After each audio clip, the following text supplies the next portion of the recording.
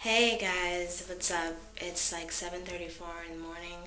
I went to sleep at like 1:30-ish. You know when you're tired and you know you should sleep but you just don't want to? It's just like closing my eyes will be so much work. Let me stay up and watch this 80th episode of Law and Order SVU. Stupid. So, as you can tell, I did something different with my hair. This is basically a braid out on the Kanekalon crochet. I braided each piece of hair in individual braids, obviously, exactly how that sounds. They were about sorry, just woke up.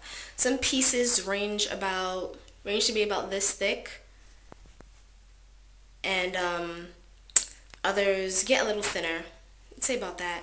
I would recommend doing it bigger just because it'll take less time.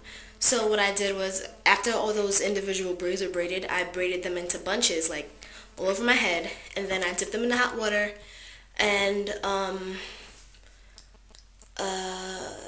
dip them into hot water and then unloose them a bit so I can get closer to the roots.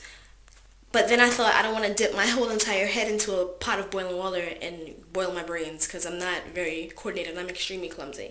So what I decided to do instead was braid the top of these and then take a towel, put it in the water, let it soak up a little bit, and then wrap that around the roots and squeeze it to let it really stay. So a perfect example of what that looks like is toward the front of my hair, how you see. Now it's not 100% foolproof, It's just something I figured out I might try. So this is what that looks like towards the front when it's slightly crimped. It's still kind of straight, but I did the best I could do. And the difference is when you don't get water all the way up, you can't just braid it and leave it overnight and think it's gonna come out like this. It won't, because there's some places that I didn't get all the way up to, and it's like I never did anything to it, and just the bottom is curly. So be sure to get every place in your hair that you want curly, get it into the hot water. The back is a perfect example of that too, because like I said, I'm not coordinated. I don't want to burn my whole back off too. It's a lot of straight pieces going on and then curly ends. So my original plan to do this was to get it like this and then brush it out so I have a big fluffy afro. But since it came out pretty okay, I'll just leave it like this for now. It's not a bad look. Yeah, I'm gonna leave it for now. Whatever. So yeah, the blow-dried Kanekalon was getting a little bit too, it was everywhere, number one, and it was very tangly, and those braids that I used to do, when the hair was curlier, they looked a lot better, a lot neater than when I did it when it was straight.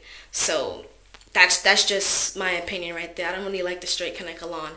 Being that thick, being that long, it was just kind of everywhere, and I didn't really enjoy it. So I went back to a style that I can easily leave it out. You won't see all my little spaces as much because it's more textured. So this is something to actually wear down and not have to worry about constantly putting up into a ponytail or a braid or a bun or something. So that's my take on it.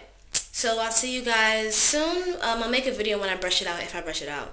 So bye. I'm moving today, so yay. Then I have work later on. Yay, more. I'm tired, guys. Thank you to all my new subscribers. Hey, what's up? How you guys be doing, son? It's my Brooklyn accent coming out. It's a sleep coming out. So talk to you guys later. Bye.